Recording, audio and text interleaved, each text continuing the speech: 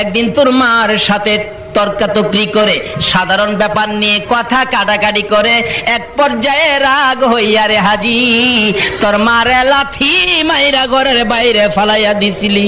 তোর মা গলা কাটা মুরগির মতো লাফাইয়া লাফাইয়া কলিজাটা ফাটাইয়া দুনিয়া থেকে বিদায় হয়েছিল।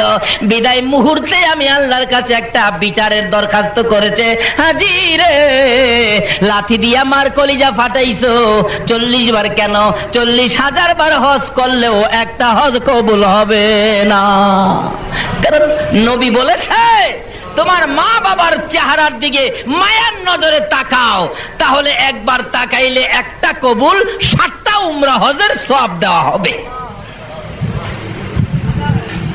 এক সাহাবী বলেন ইয়া রাসূলুল্লাহ আমি যদি বারে বারে তাকাই, রাসূল বলেন তুমি যদি 100 বার তাকাও একদিনের মধ্যে মায়ার নজরে মার দিকে বাবার দিকে, তাহলে 100 কবুল হজের সওয়াব তোমাকে দেওয়া হবে।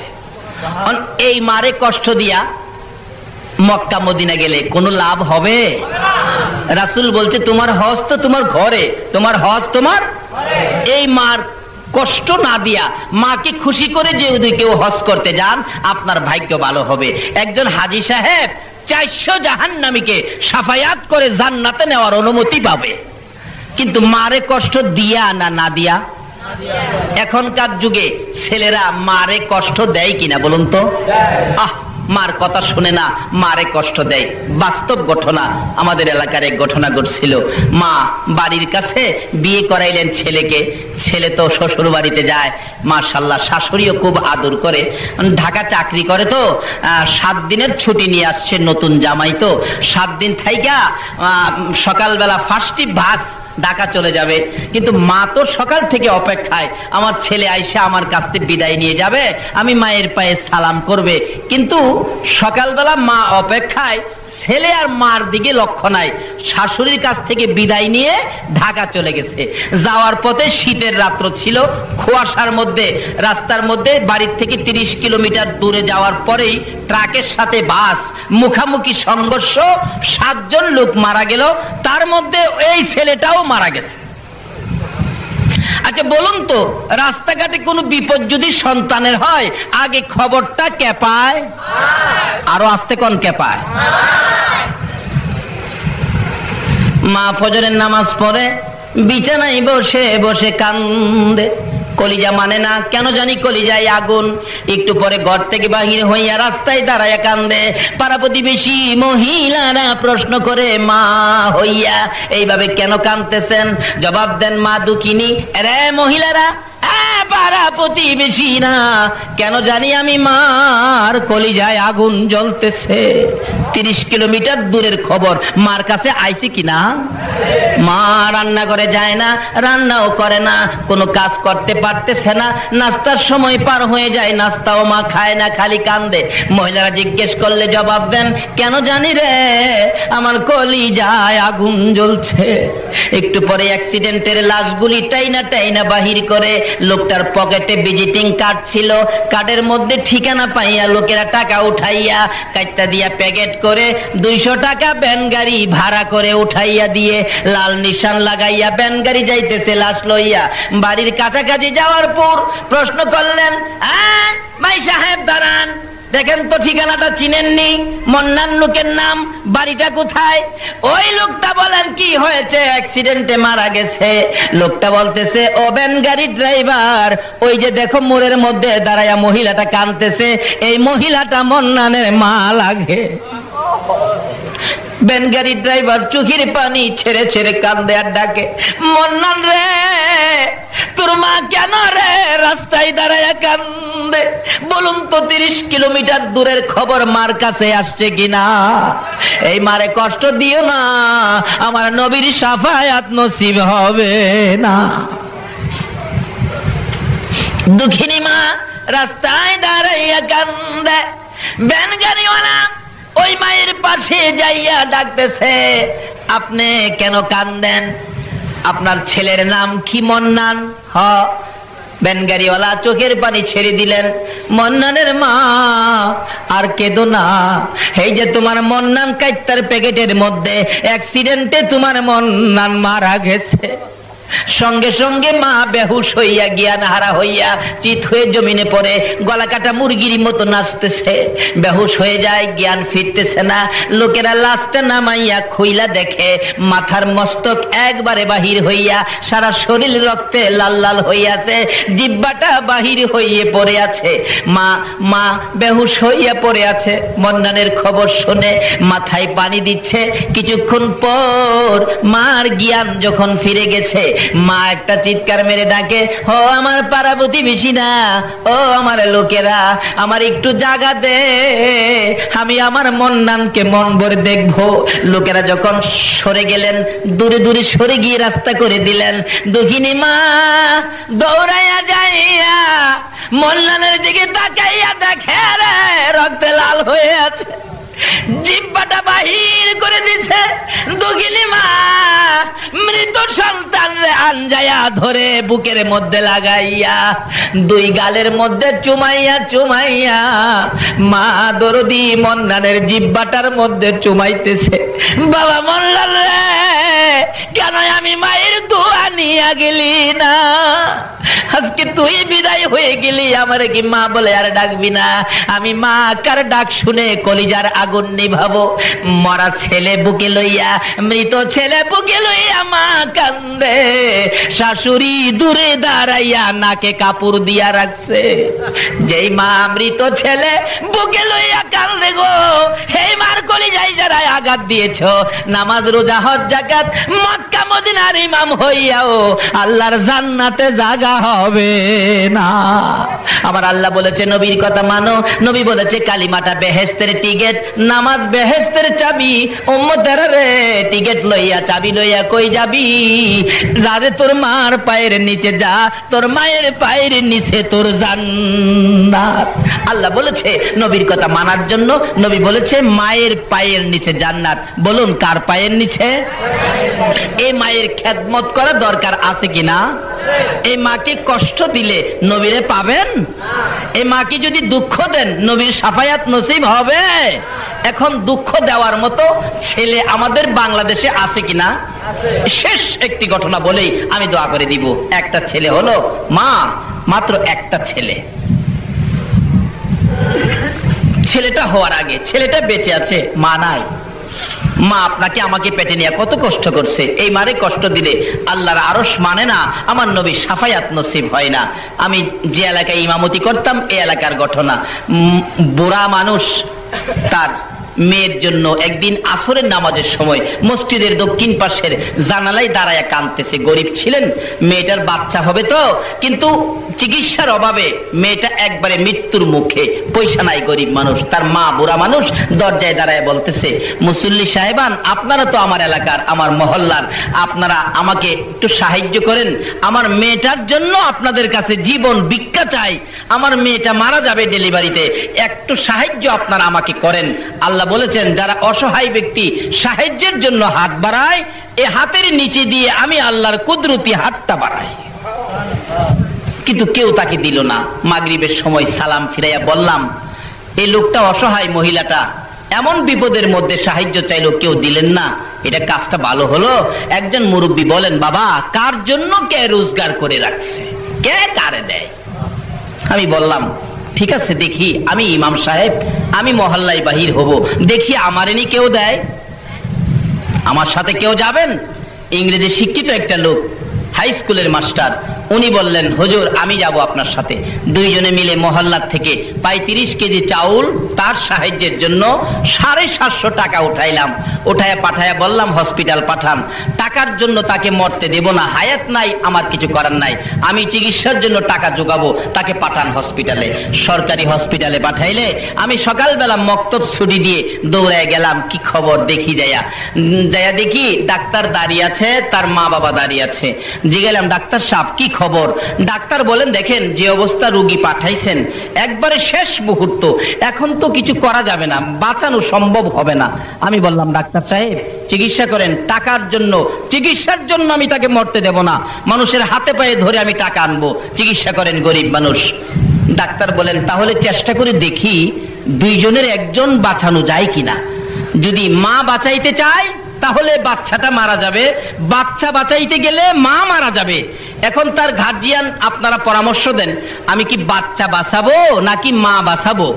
ওই মহিলাটার মা বাবা বলতেছেন, ডাক্তার সাহেব, আস্তে করে বলে, ডাক্তার সাহেব আমার মেয়েটাকে বাঁচাইয়া দেন, অর্থাৎ মা বাঁচান, বাচ্চা মেরে ফেলেন।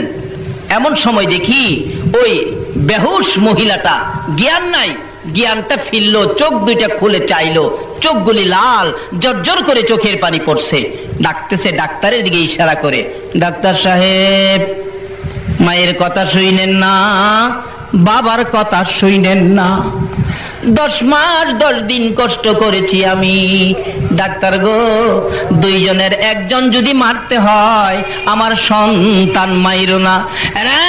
ডাক্তার, তুমিও তো একটা মায়ের ঘর থেকে হয়েছো, তোমার মা তোমাকে প্রসবের সময় কত কষ্ট করেছে, ওই সময় তোমাকে যদি মেরে ফেলতো তুমি কি ডাক্তার হইতে পারতা?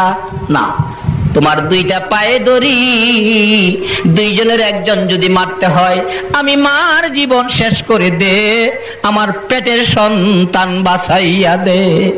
আমার নবী বলেন, উম্মতরা রে, যাই মা নিজের জীবন দিয়ে তোমার জীবন বাঁচাইতে চাই, এই মায়ের পায়ের নিচে তোমার জান্নাত। মসজিদে নয়, মাদ্রাসায় নয়, মক্কা নয়, মদিনায় নয়, এই মায়ের পায়ের নিচে তোমার জান্নাত। নবীর কথা, এই নবীর কথা মানার জন্য কে বলছে? আল্লাহ। বলতেছিলাম শেষ কথা, দোয়া হয়ে যাবে, বাস্তব ঘটনা। এবার মহিলাটা বলতেছে, ডাক্তার আমাকে মেরে ফেলেন, আমার বাচ্চাটা বাঁচাইয়া দেন, আমি মা বেঁচে থাকবো, বাচ্চা মৃত হবে, আমি মা সইতে পারবো না। ডাক্তার বলেন, এত যখন আসার চেষ্টা করে দেখি 2 জন বাঁচানো যায় কিনা, দরজা বন্ধ করে দিয়ে চিকিৎসা শুরু হলো। একটু পরে শোনা যায় ওয়া ওয়া করে কান্দে, আমরা খুশি, বাচ্চা বুঝি হয়েছে। কিন্তু ডাক্তার সাহেব দরজা খুলে বেরিয়ে গেলেন, দুইটা চোখের পানি জর্জর করে ছেড়ে দিয়ে বলেন, বাচ্চা হয়েছে ছেলে, ছেলের অবস্থা ভালো, কিন্তু মা বাঁচবে না। মহিলাটা কান্দে, তার বাবাও কান্দে, সবাই কান্দে, মেয়েটা মারা যাবে। আমি দরজার ভিতরে যাইয়া দেখি বাচ্চাটা, কি সুন্দর বাচ্চাটা, ওয়া ওয়া করে কাঁদতেছে। দক্ষিণী মা মাথাটা পর্যন্ত উঠাইতে পারে না, বাচ্চার দিকে তাকাইয়া দুইটা চোখের পানি ছাড়তেছে। মার দিকে তাকাই ইশারা করে, কথা আর বলতে পারতেছে না। মাকে বুঝাইতে চাই, মা গো তোমরা আমার বাবারে কোলে লও না, তোমরা যদি কেউ কোলে না লাও, দাও না আমার বাবারে আমার বুকে উঠাইয়া দাও না, কিন্তু বুঝাইতে পারে না। অবশেষে দেখি দুঃখিনী মা নিজের বাচ্চা নিজে কোলে নিতে চাইতেছে, দুইটা হাত বাচ্চার দিকে বাড়াইতে চায়, বাড়াইতে পারে না, শক্তি নাই, একবারে শেষ মুহূর্ত। বাচ্চার দিকে তাকাইয়া দুইটা হাত সামনের দিকে ধাক্কাইতেছে, ধাক্কাইতে ধাক্কাইতে হাত দুইটা বাচ্চাটার কাছাকাছি, আর অল্প যদি সামনে বাড়াইতে পারতো, মা জীবনের শেষবারের মতো বাচ্চা কোলে নিতে পারতো। বাচ্চাটার কাছাকাছি হাত দুইটা যাইতে পারে না, বাচ্চাটার দিকে তাকাইয়া তাকাইয়া চোখের পানি ছেড়ে ছেড়ে মা বিদায় হইয়া যায়। আমার নবী বলেন, উম্মতরা রে, যেই মা মৃত্যুর মুখে তোমার মতো সন্তান কোলে নিতে চায়, এই মার কলিজায় আঘাত দিও না, আমি নবীর শাফায়াত নসিব হবে না। আসুন, আমার আল্লাহ বলেছে তোমরা আমার নবীর কথা মানো। নবী এই কথাগুলো আমাদের জন্য ওয়াজ করে গেছেন। আসুন, নামাজ বেহেশতের চাবি, কালিমা বেহেশতের টিকিট, মায়ের পায়ের নিচে বেহেশ। এর মধ্যে আরেকটা ওয়াজ কোরআন শরীফে আমার আল্লাহ করেছেন, ওয়াসাইনাল ইনসানা বিওয়ালিদাইহি ইহসানা। আল্লাহ এই ওয়াজটুকুন কোরআন শরীফে করেছেন মা বাবা ব্যাপারে। আবার নবীজি এই প্রসঙ্গে ওয়াজ করেছেন। কি ওয়াজ করেছেন? তোমাদের মায়ের পায়ের নিচে তোমাদের কি, মাশাআল্লাহ, জানেন, দেখা যায়, কিন্তু জানলে কি হবে? এখন তো মানে না, মানে না বিদায় আমাদের মধ্যে অশান্তি। না মানে ওলিরে, না মানে নবীজিকে, না মানে মা বাবাকে। যদি মা বাবাকে খেদমত করে মা বাবার কথা শুনে মা বাবার দোয়া নিতে পারেন, তাহলে আপনি একটা ওলি হতে পারবেন। মায়ের দোয়ায় ডাইরেক্ট ওলি হওয়া যায়। সুবহানাল্লাহ। যে নবীর কথা মানার জন্য বলেছেন, এই নবীর কথা যদি নবীকে ভালোবাসার সহিত মানতে পারেন, নবীর ভালোবাসায় ডাইরেক্ট ওলি হওয়া যায়। কিভাবে? আসুন ইরাকের জমিনে যাই। কষ্ট হইতেছে আপনাদের? ইরাকের জমিনে চলুন। ইরাকের বাদশার পালিত পালোয়ান ছিলেন জুনায়েদ বগদাদি রহমতুল্লাহ আলাইহি। জুনাইদকে একদিন বাদশা বলতেছেন, জুনাইদ, তোমাকে এত খানা খাওয়াইলাম, এত বেতন তোমাকে দিলাম, এত সুযোগ সুবিধা তোমার জন্য দিলাম, কিন্তু তুমি যে কত বড় পালোয়ান হইলি, তোমাকে তো কুস্তি লাগাইয়া দেখলাম না, তোমার শক্তি কত। জুনাইদ বললেন, দেন লাগাইয়া কুস্তি, আমাকে কুস্তি করে হারাবে এমন কোন ব্যক্তি পৃথিবীতে নাই, এমন কোন ব্যক্তি এই দেশে নাই, দেন লাগাইয়া। জুনাইদকে বলতেছেন কুস্তি লাগার জন্য। ইরাকের ঘটনা, আপনারা কি ইরাকে যাইতে রাজি না? তাহলে কোন দিকে তাকিয়ে রইছেন? আর দেখেন নাই জীবনে? আমি আধা ঘন্টার মধ্যে ওয়াজ শেষ করে দিব।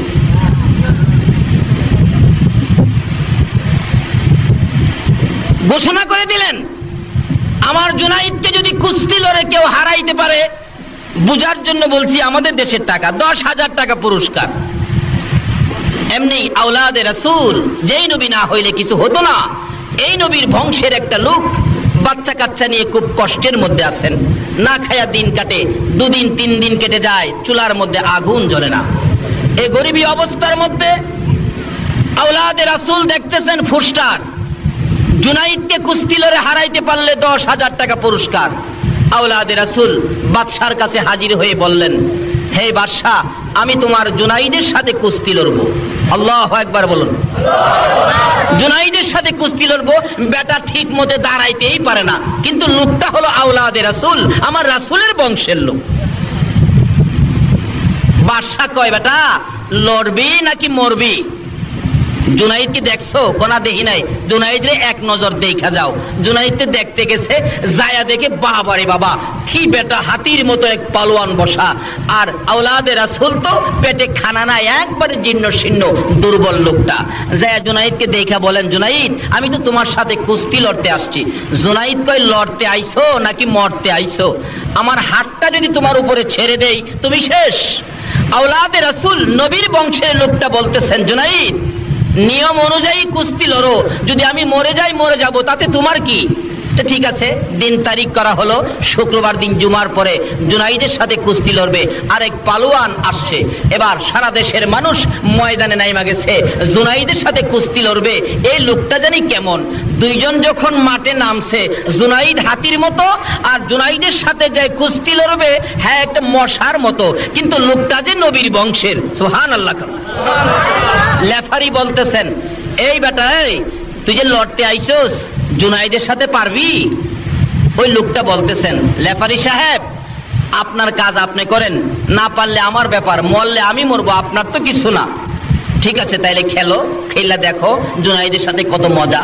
এবার আওলাদে রাসূল, আমার নবীর বংশের লোকটা জীর্ণ শীর্ণ, পেটে খানা নাই, চোখের পানিগুলি ছেড়ে দিয়ে বলতেছেন, জুনাইদ, তোমার সাথে কুস্তি লড়ার আগে 2টা কথা তোমার সাথে বলতে চাই। সুবহানাল্লাহ কর। জুনাইদ রে, 2টা কথা বলার সুযোগ দিবিনি।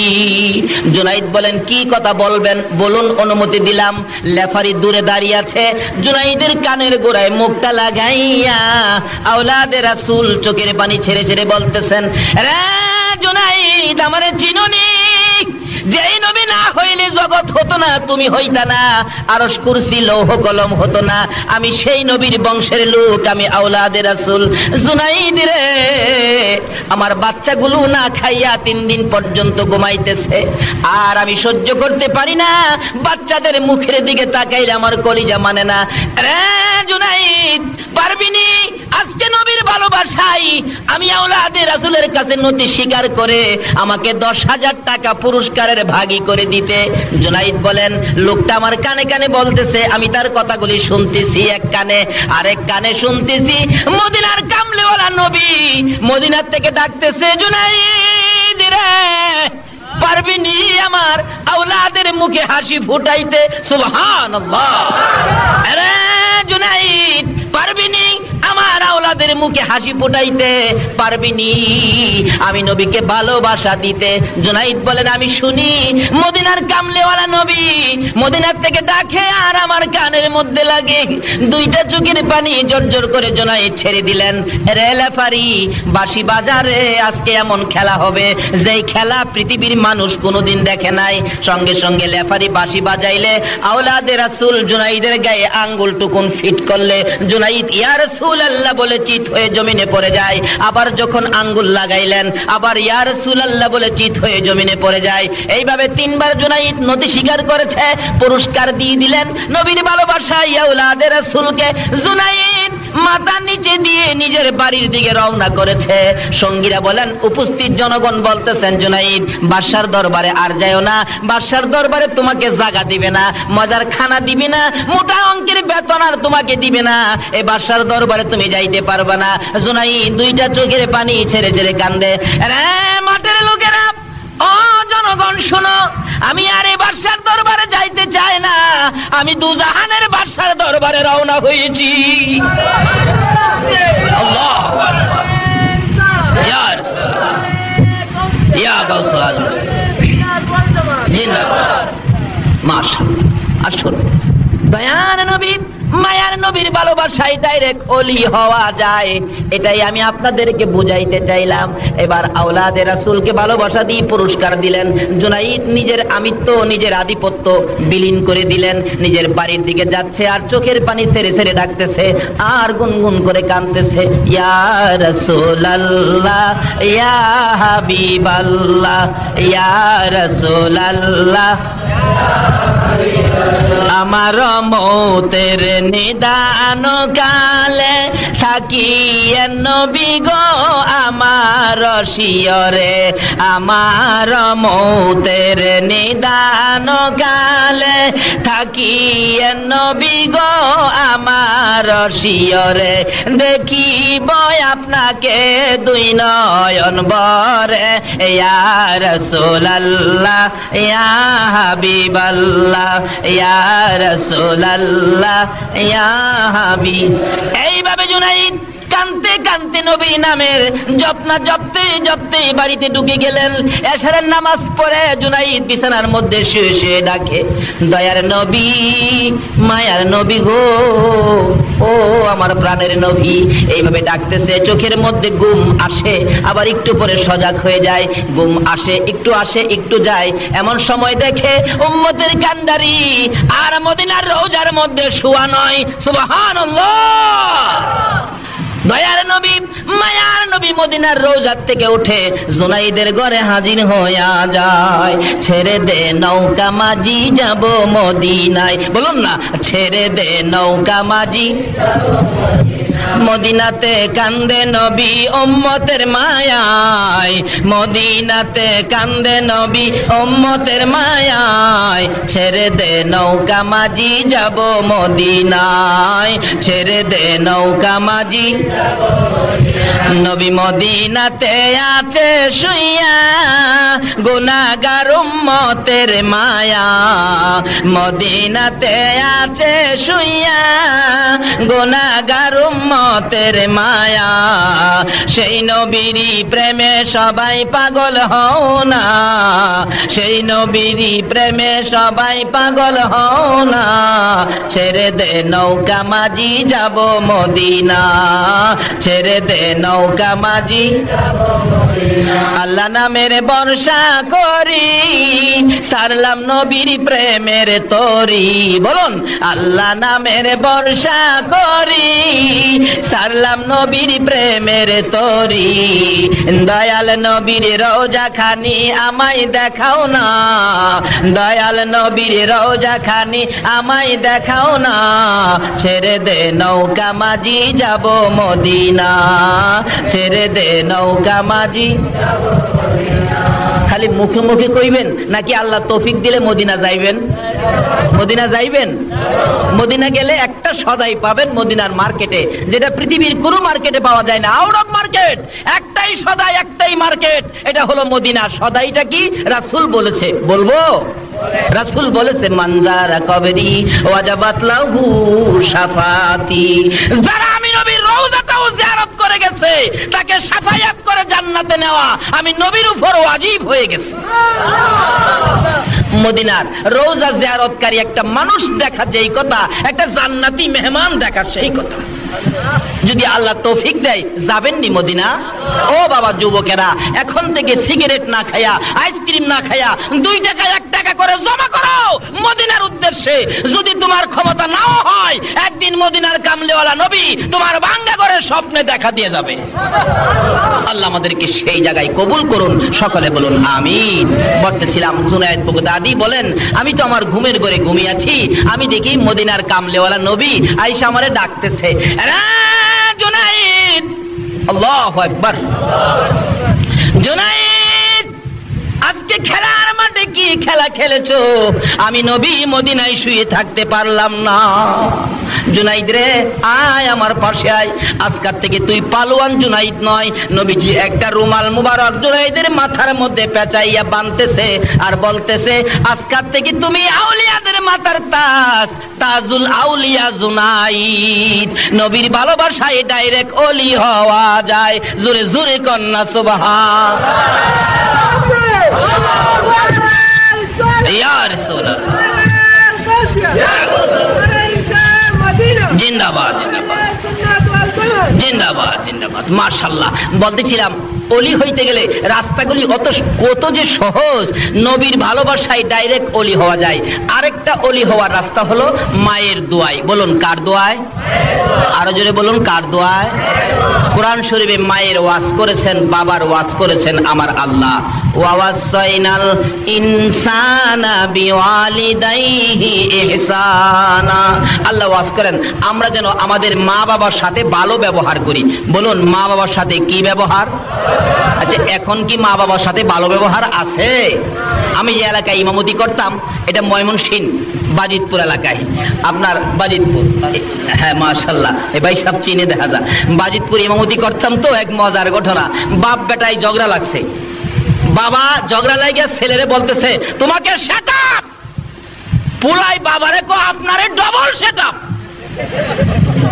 আসেনি এই যুগ অহন বর্তমানে? অথচ মা বাবার সাথে কি ব্যবহার! আল্লাহু আকবার। কোরআন শরীফ খুলে দেখুন, মা বাবা যদি তোমাকে মারে, মা বাবার সামনে এরকম করে কান্নাকাটি করো না, তোমার মা বাবা কষ্ট পাবে। মা বাবা মারলে দূরে গিয়া কাঁদো, সামনে না। নামাজ পড়বেন, রোজা রাখবেন, হজ করবেন, যাকাত দিবেন, নবীর আশিক হবেন, ওলির পাগল হবেন। যদি মার সাথে বেঈমানি করেন তাহলে সব শেষ। সব কি শেষ?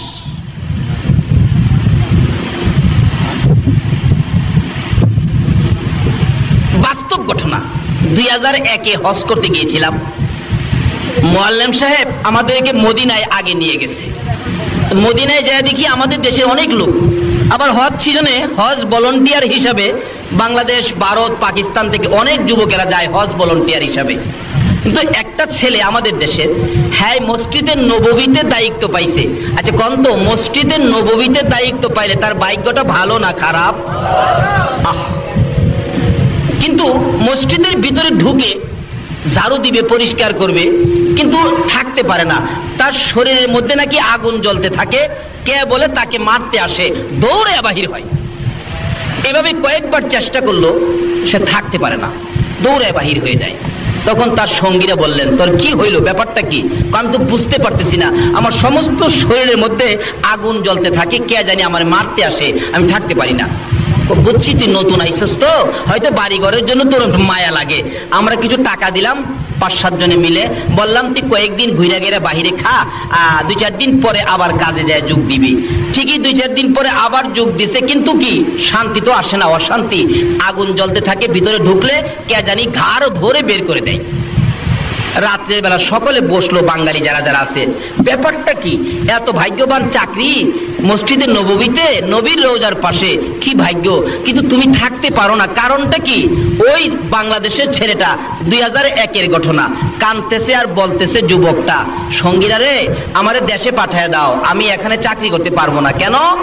আমি মসজিদে নববীতে হজ ভলান্টিয়ারের দায়িত্ব পাইয়া যেদিন বাংলাদেশ থেকে বিমানে উঠছিলাম, বিমানে উঠার 8 দিন আগে আমার মারে একটা লাত্তি মারছিলাম। বলুন বাংলাদেশে যদি মারে লাত্তি দেয় মদিনার কামলিওয়ালা নবী খবর পায় কিনা?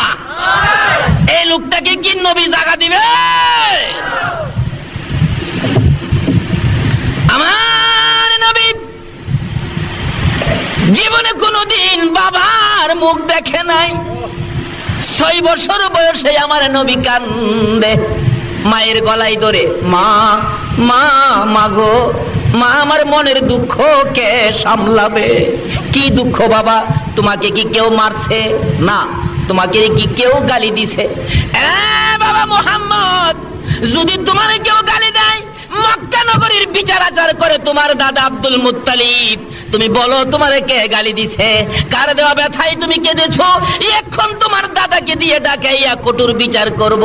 কিন্তু আমার আপনার নবী, শিশু নবী, 6 বছর বয়স, মায়ের গলায় ধরে কান্দে, মা গো, কেউ আমারে গালি দেয় নাই, কেউ আমারে ব্যথা দেয় নাই, তাহলে তুমি এইভাবে কেন কান্দো? মা, আমি জানতে চাই মক্কার সকল ছেলেরা বাবা কইয়া ডাকে, আমি তো জীবনে কোনোদিন বাবা কইয়া ডাকতে পারলাম না। মা গো, আমি আমার বাবার ব্যথাই কান্দি, বলো না আমার বাবা কই আছে? আরে জন্ম হয়ে শিশু নবী বাবা দেখে নাই, জন্ম হয়ে শিশু নবী বাবা দেখে নাই, এতিম হয়ে দয়াল নবী আসলো দুনিয়ায়। বলুন, এতিম হয়ে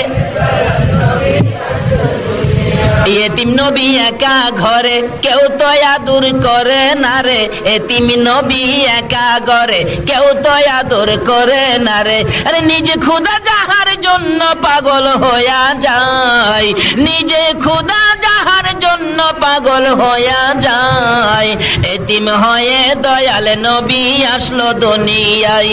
হাইরে এতিম হয়ে দয়াল নবী।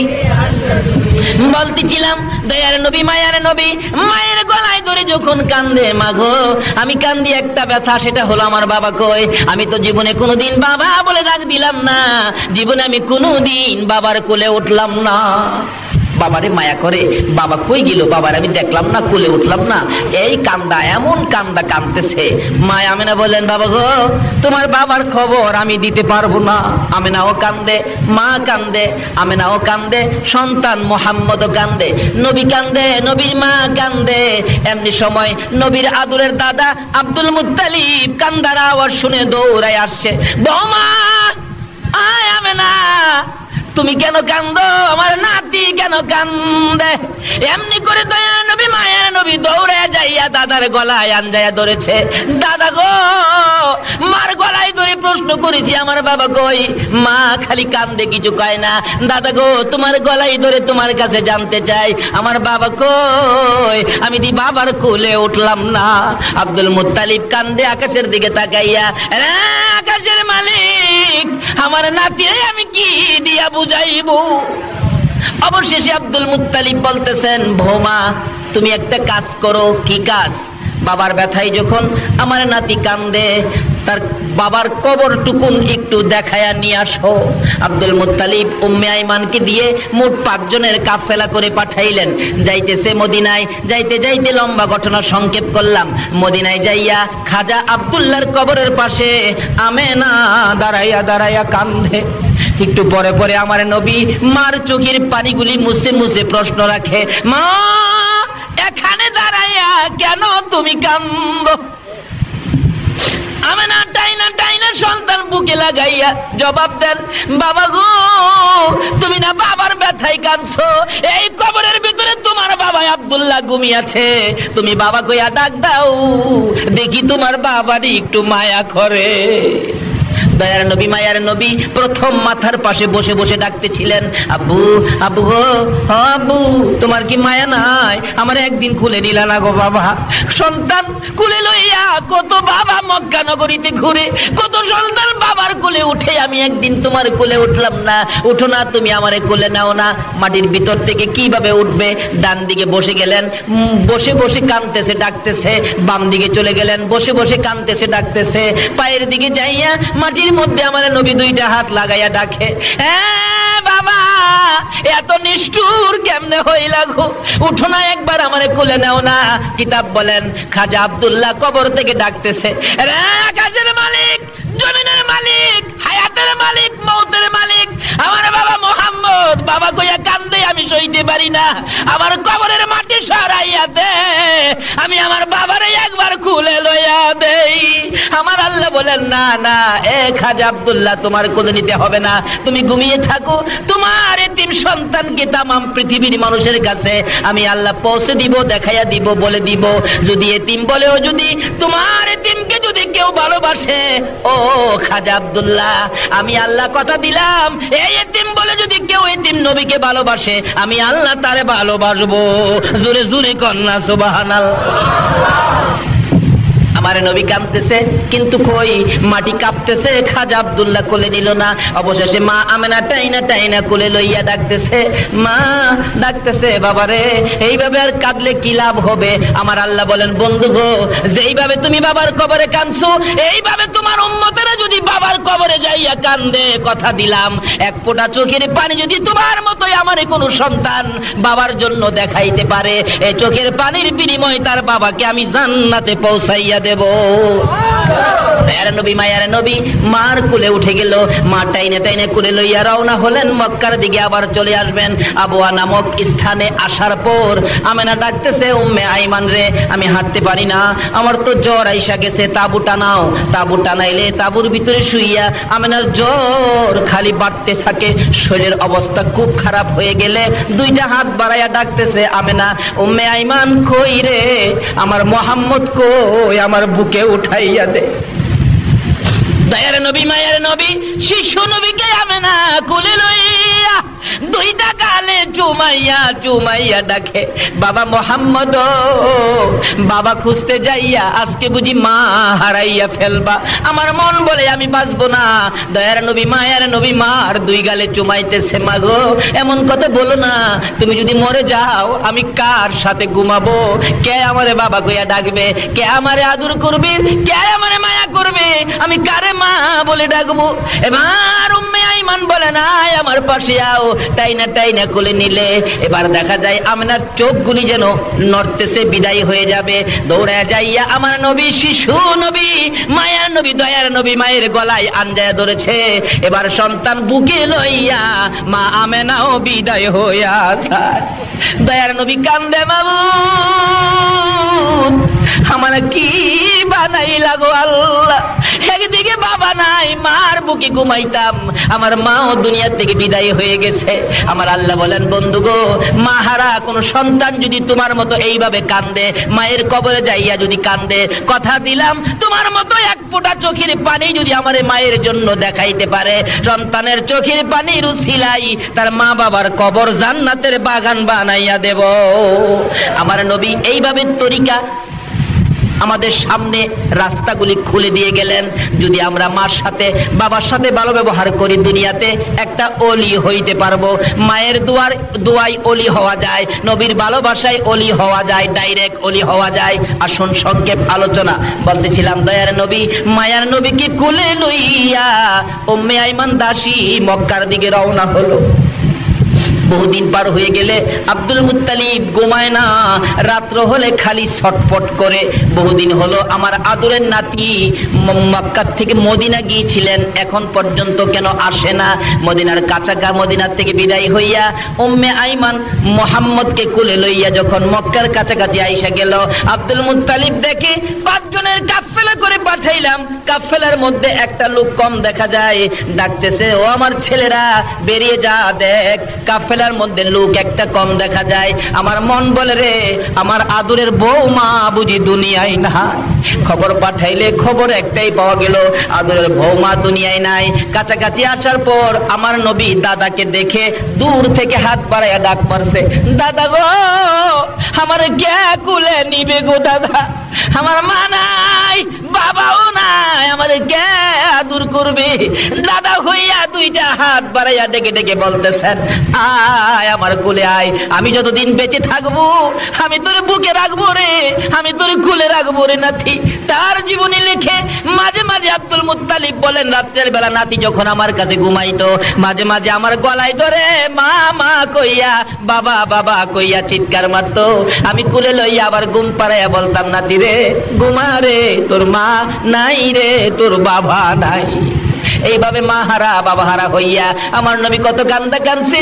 এই নবীর উম্মত যদি হও, যদি নবীর কথাগুলি মানো, মায়ের কবরে যাও, বাবার কবরে যাও, যদি মা বাবা দুনিয়ায় না থাকে, আর যদি মা বাবা দুনিয়ায় থাকে, মা বাবার খেদমতে চলে যাও। কই যাবেন? মা বাবার, মা বাবা দুনিয়ায় থাকলে কই যাবেন? মা যদি বলে, বাবা আমার জন্য দুইটা আপেল আইনো, কি বলেন, আনতে হবে কিনা? এখনের পোলাপান আনতে রাজি না, দমক মারে, টাকা নাই। অথচ 100 টাকার সিগারেট খা, মার জন্য দুইটা আপেল আনতে পারে না বাঙালি। এই জাতের সন্তান আছে কিনা দুনিয়াতে বলুন তো? এক বেচারা বাবা আছে, মা নাই, বাবার জন্য ভাতের ব্যবস্থা করছে। একটা মাটির বাসন আছে না, মাটির বাসন, এটা কি কন আপনারা? মাটি দিয়া যে বাসন বানায়, মাইত্যা বাসন কয়, আমাদের দেশে কয় হানুক। হানুক, আরে হাঙ্কি আর কি, হাঙ্কি। সেই শাঙ্কির মধ্যে বাবারে বাদ দেয়, বাসনও দেয় না। আচ্ছা, এতে কি বোঝা যায়? বাবারে আদর করে নাকি ঘৃণা করে? ঘৃণা করে। হাঙ্কির মধ্যে বাদ দেয়, একেবারে প্রত্যেক দিন এক সমান এক মাপে বাদ দেয়। বাবা তো বুড়া মানুষ, একদিন ভাত খাইছে, পেটটা ভরে নাই, বাসনটা হাতে নিয়ে কাঁদতেছে, কাঁদতে কাঁদতে অস্থির। তার নাতি ছিল, আদুরের নাতি। নাতি বলতেছেন, দাদা তুমি কাঁদো কে?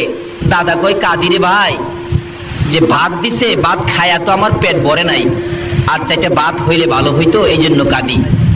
বর্তমানের অবস্থান বলছি। নাতি কো, দাদা দাও, আমার কাছে দাও, আমি ভাত নিয়ে আসি তোমার জন্য।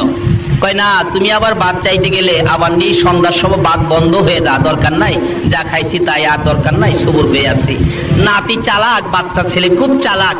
হ্যাঁ, মাটির বাসন লইয়া দৌড় মারছে, উঠানে যাইয়া বাসনটা ইচ্ছা করে হাত থেকে ফালাইয়া ভেঙে ফেলছে। বাইঙ্গা হ্যাঁ নিজেই কাঁদতেছে, তার মা বাবা দুজন বেরিয়ে আসছে।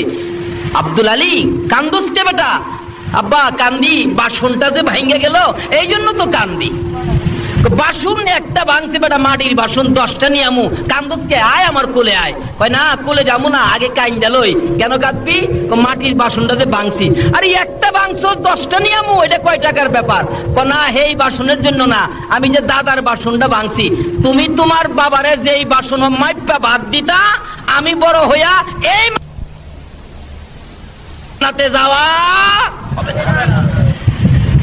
সব শেষ কথা। মা বাবার সাথে আজকালকার দিনে যে কি ব্যবহার করে, আমার জানা ঘটনা, আমি যখন চাকরি করতাম, এলাকার ঘটনা, কি সুন্দর ঘটনা দেখেন। একটা মাত্র ছেলে হয়েছে, একটা ছেলে। ছেলে হওয়ার পরে ছেলের বাবা মারা গেছে, মা বাচ্চাটা কোলে লইয়া কান্দে। আমি যদি অন্য জায়গায় বিবাহ বসি, এই ছেলেটারে তো রাখবে না, বের করে দিবে। বাবা বলে ডাক দেওয়ার সুযোগ নাই, মা কইয়াও ডাক দিতে পারবে না, না বিয়ে বসবো না। একটা বাচ্চার দিকে চায়া মহিলাটা সব শেষ করে দিলেন। আরবি লেখাপড়া জানতেন, বাড়ি বাড়ি প্রাইভেট পড়াইতেন, কোরআন শরীফ পড়াইতেন।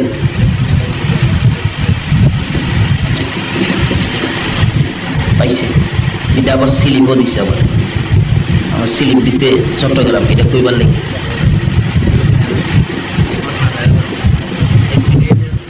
আচ্ছা, মাশাআল্লাহ মাশাআল্লাহ। যাই হোক, যেটা বলতেছিলাম এটা বলে শুনছেন আপনারা।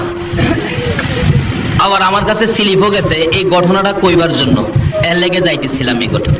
যাই হোক, যদি শুইনা থাকেন তাহলে আর দরকার নাই। কিন্তু মা বাবার সাথে যে এই আচার আচরণ করে এমন লোক এখনো আমাদের বাংলাদেশে আছে কিনা বলুন? তাহলে এটা যখন শুনছেন এটা বাদ দেন, এটা বাস্তব ঘটনায় আসেন। একটা লোক, গরিবের ছেলে, বাবা গরিব, মানুষের বাড়িতে কাজ করে।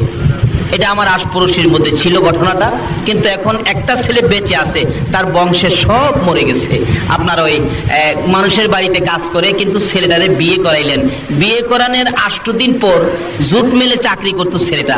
8 দিন পরই কইতাছে, মা আমার ভবিষ্যৎ আছে, তোমরারে খাওয়াইলে আমার ভবিষ্যৎ নষ্ট হয়ে যাবে।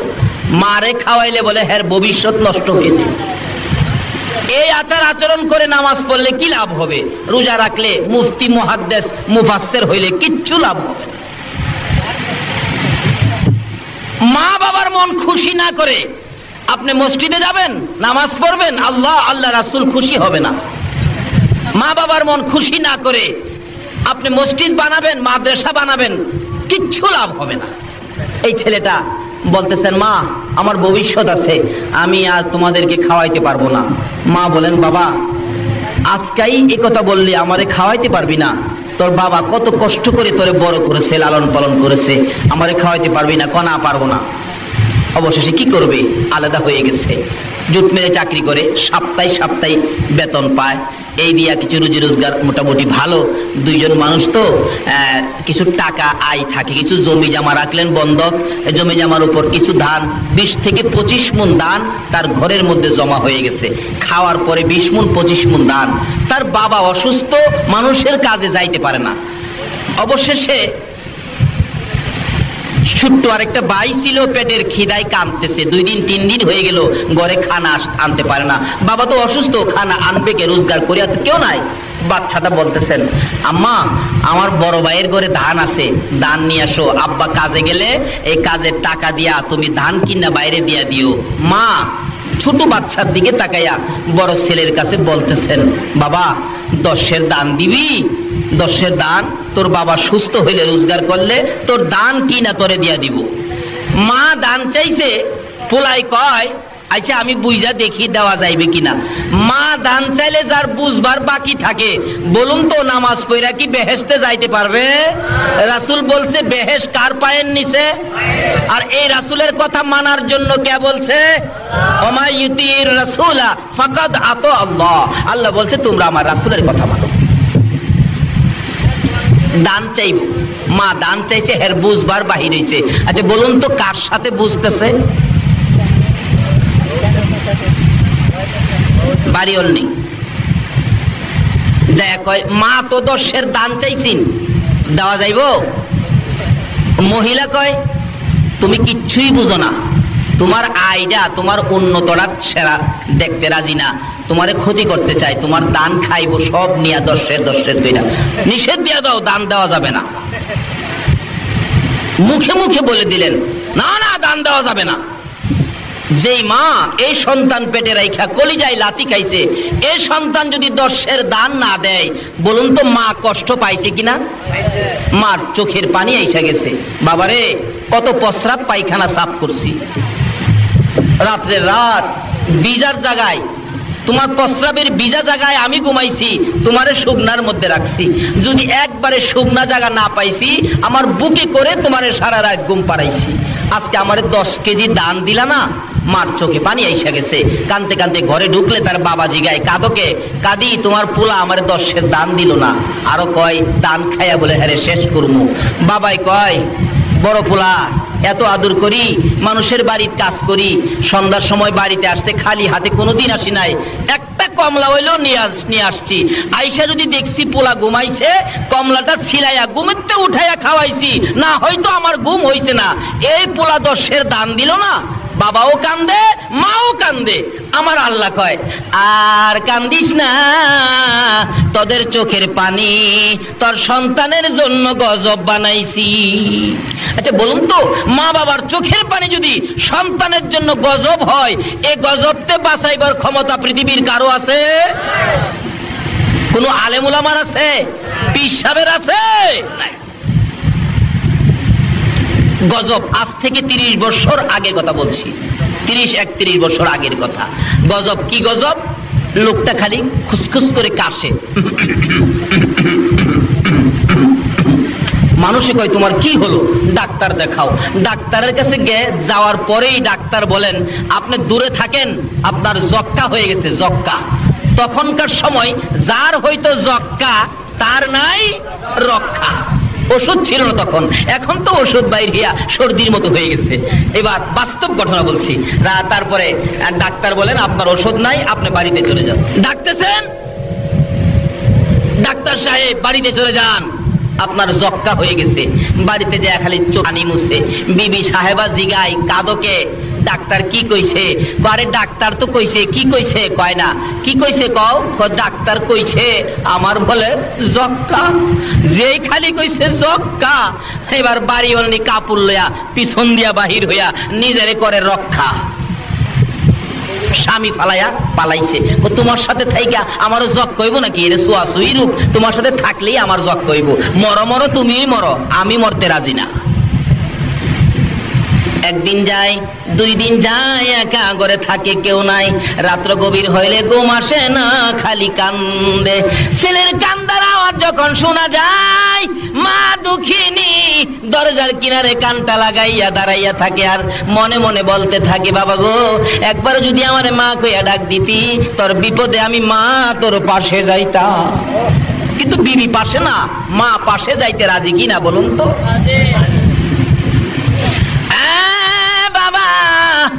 একবার যদি আমার মা কইয়া ডাক দিতি, আমি মা তোর পাশে যাইতাম। 2 রাত পার হইয়া 3 রাত্রের বেলা মার ঘরের দরজাটার সামনে দাঁড়াইয়া দাঁড়াইয়া ছেলেটা কাঁদতেছে। মার কানে কান্দার আওয়াজ পৌঁছলে মা ঘুম থেকে উঠে গেছে। ধাক্কা দিলে খুলে ওই দরজা ছিল ঘরের মধ্যে। বাবা ঘুমিয়ে আছে, মা ঘুম থেকে উঠে ডাকতেছে, কে কান্দো তুমি, কে? সঙ্গে সঙ্গে ছেলে বলতেছে, মা গো আমি তোমার কলিজার টুকরা সন্তান। ও মা, আমি তোমার অপরাধী সন্তান। দরজাটা খুলো। দরজা খুললে মার পায়ে পড়তে চাই, মার কাছে ক্ষমা নিতে চাই, আর ডাকতেছে, মা গো আমার বাবা কই? বাবারে ঘুম থেকে উঠাও না। বাবা চট করে ঘুম থেকে উঠে গেছে। বাবার দিকে তাকিয়ে ডাকে, বাবা গো ভুল করেছি, ক্ষমা করবানি। মা তোমার পায়ে ধরতে চাই, ভুল করেছি, ক্ষমা করবানি। বাবাও আঞ্জায়া ধরেছে, মাও গলায় ধরেছে, বাবা গো পায়ে ধরতে হবে না। এতদিন পরে যে আমার দরজায় দাঁড়াইয়া মা কইয়া বাবা কইয়া ডাক দিছো, এই ডাকে আমাদের সকল ব্যথা দূর হয়ে গেছে। যেই মা যেই বাবা এত ব্যথা দেওয়ার পরেও একবার মা বাবা কইয়া ডাক দিলে ব্যথা দূর করে দেয়। আমার নবী বলেছে, উম্মতেরা রে, সেই মা বাবার পায়ের নিচে তোমার জান্নাত, আর এই মা এই বাবার পায়ের নিচে জান্নাত। আর শুন, নবীর কথা মানি, নবীর কথা মানা ব্যতীত আল্লাহর জান্নাত